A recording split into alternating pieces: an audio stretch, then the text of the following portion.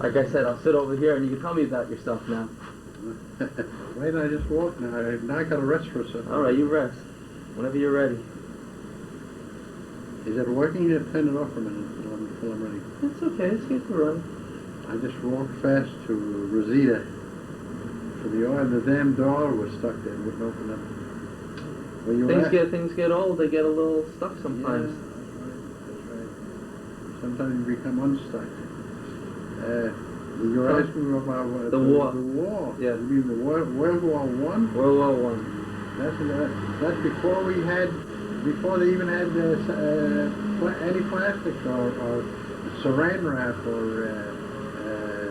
telephones we had no radio. The radio hadn't been invented yet. It may have been invented for the government to use, but it had just started. And people made their own crystal little sets there that you played around with. And if you were lucky enough that you got yourself a radio, you had to buy a big horn, you know. So you wanted the whole world to know that you had a radio because it was a great novelty. So you put your speaker on the window facing outside, and all the neighbors would come and listen. The neighbors, yeah. It was the wonder of the world, you know. Well, this is coming. That's coming from New Jersey. That sound is coming from New Jersey. We're here in New York. It's coming from New Jersey. That's about 1915. Around no, that didn't come until about 1917.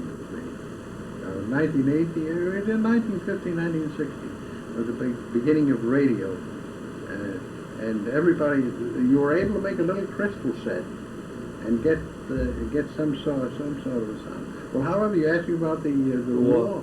You went into the war what year? 1918. And I was drafted, and I got a notice. They sent me a form with a ticket at the New York Central to go to Syracuse, New York. Did they take a train or a bus? The train. I left in the morning. It was a nice sunny day, and I figured, well, I'm going into the Army, so I wouldn't need any clothes. So I went there just like about what I am right now, see? And I met a couple of other guys. There must have been about 6 or 8 or 10 other fellows that were going the same way, you know, to the camp up there. And it was practically one of my first rides on a train. I never ate on it. I didn't have much money with me. I figured I don't need any money in the Army. So I got hungry, and I wondered what I could eat. I wouldn't eat ham, you know, or anything like that. So I looked over the menu. Why wouldn't you eat ham? Kosher? Well, I wasn't used to eating ham or anything like that. I wouldn't eat anything like that.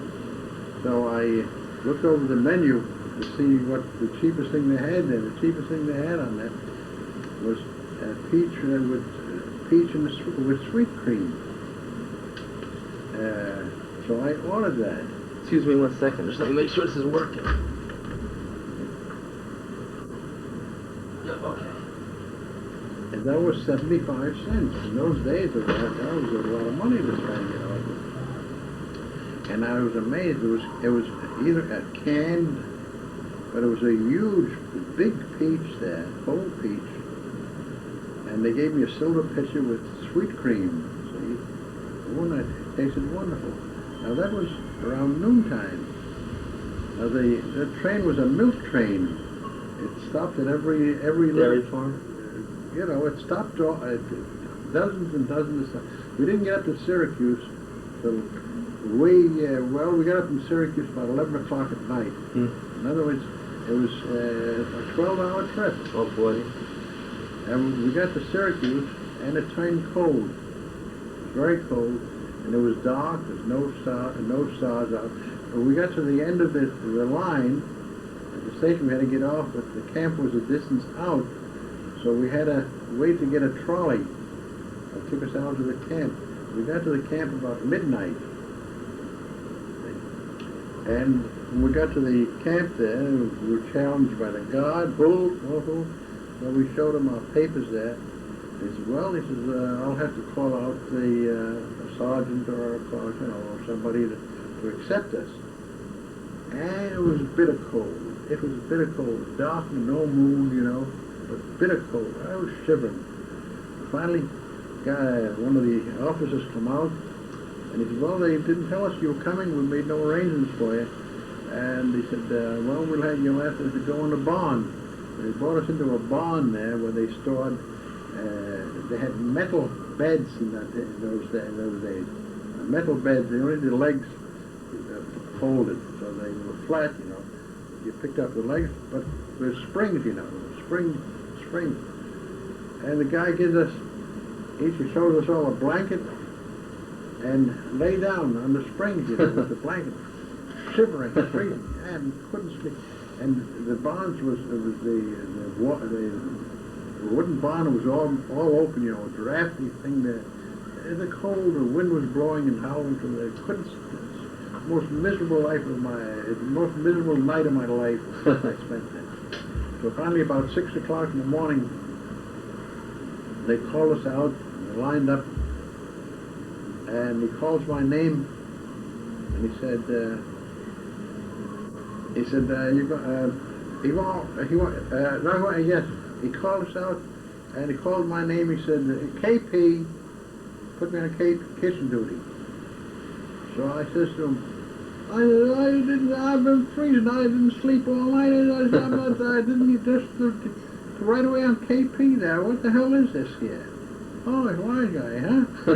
He said, come out here, pulled me aside, okay. So he punished me. They put me on the wood pile, you know, this place was all tents, you know, all canvas tents. The whole city there was all canvas tents, and all the cooking was done on the outdoors, with logs, you know.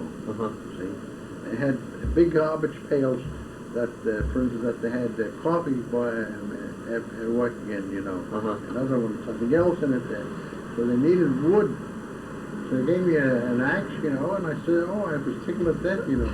I started working on it very good, and I warmed up, and the sun came out a little bit there, and I felt very relieved, warmed up at least anyway. Finally, they called us all out, and we're not in uniform, you know. This is not just what all like I'm sitting here right now. And we got to issue uniforms, you know, shoes and the whole works, you know. They issued an overcoat and the suit and the hat and booties, wraparound booties, you know, warm booties, and the heavy shoes. Well, a little bit of a guy, you know. I think I weighed 110 pounds there. And anything they gave me the smallest thing, the coat hanging out to the ground, and the pants, terrible. So by the time I got organized, then they assigned me to a tent there, see. So the tents are all lined up, hundreds of tents are all the same, and they got they try to put up some signs there, give them streets or some, you know, call them streets, you know. They were written out with crayon or something. You couldn't even, at night you couldn't even see it, you know. So they called me out after I had something to eat there, and they put me on guard duty. It's the first night in the army. Put me on guard duty. So they give you a gun? No, I had no training. This was my first night there. So they, about 5 or 6 or 8 guys lined up. These are all for guard duty. Oop, come over, follow me. So if we get to a certain point, and he drops this guy off, and I get another point, he drops another. Finally drops me off. He says, "This is your post here." See? My post? Okay, this is pitch black. All I could see was a white wall there. See? So he says, "This is your what do we call it?" Well, after that was my point that I was the guard there. Luckily, I got a wristwatch, you know, with the numbers that you could see at night, you know, and I had a flashlight that I brought along with me. So I started walking up and back. In front of this white wall. I didn't know what the hell it was there. And as the night didn't seem to move. I mean, I looked at my watch, and the time hung like it wasn't moving at all, you know. And all of a sudden, I'd see guys coming. They gave me long underwear, you know. You had long johns with a trapdoor in the back there. So I saw guys running in their underwear, and they'd run into this building there. So I looked, I wanted to see what the hell it was. I walked in, it was a latrine. A huge latrine with about 40 holes there.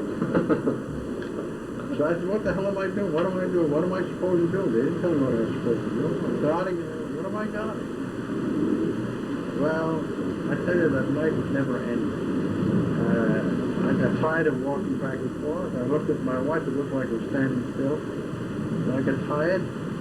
So I walked into the latrine there. It stunk like hell, you know. So I said, what the hell?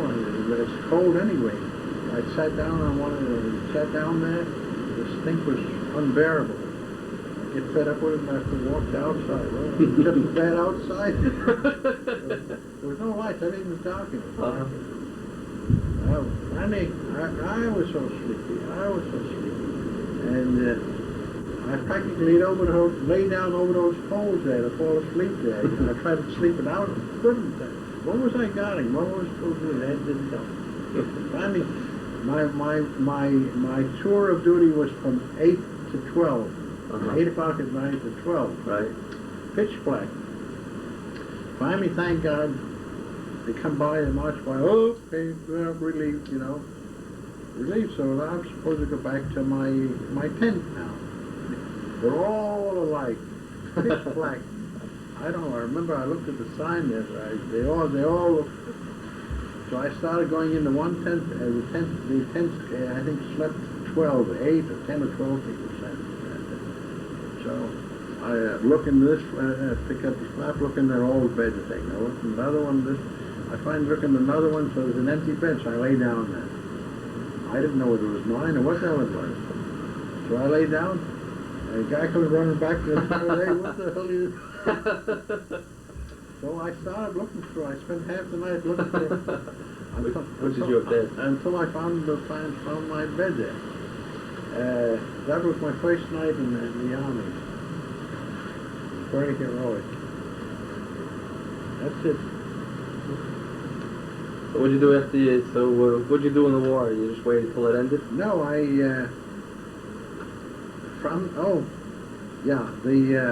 of course, my mother and family, they were all worried that I'm going to be shooting and, out in the trenches and everything. So they sent me all sorts of stuff. First of all, they give you a roll of 3 blankets. You roll up 3 blankets and you put it around, right? Now they sent me a big carton of stuff, foods, cakes, whiskey, one bottle.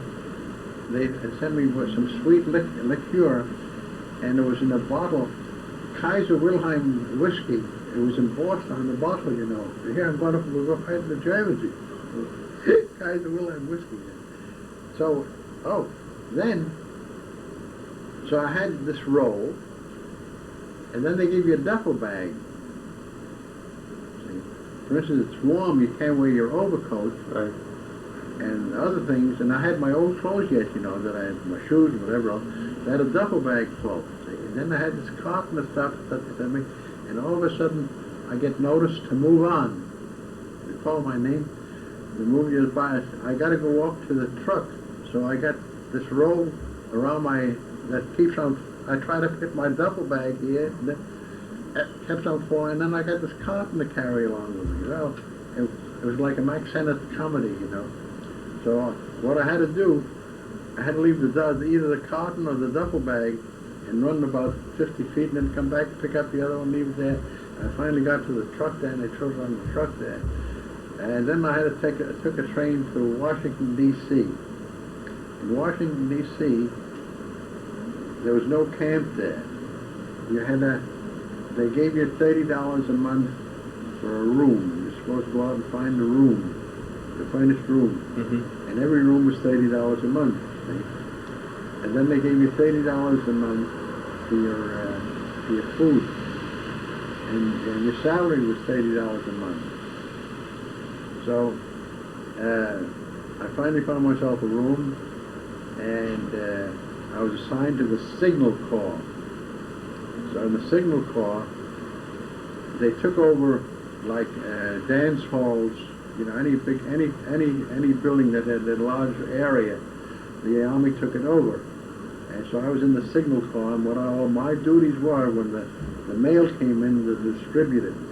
So there was 10 guys to distribute mails, and there was maybe 10 pieces of mail, so every man got But however, there was a restrictions on food. You know, the restaurants can only serve you one slice of bread or one sandwich is all you could get. There was a shortage of wheat, you know. Mm-hmm. So I remember I was hungry. I was off duty, and I went into a restaurant on Washington, and I asked for a sandwich. You know, in those days they had nothing but the white bread there, and I think I had a fried egg on it and a cup of coffee. Well, there was no meal. I didn't want to eat the meat or anything like that. So I said, oh, I wanted a piece of pie.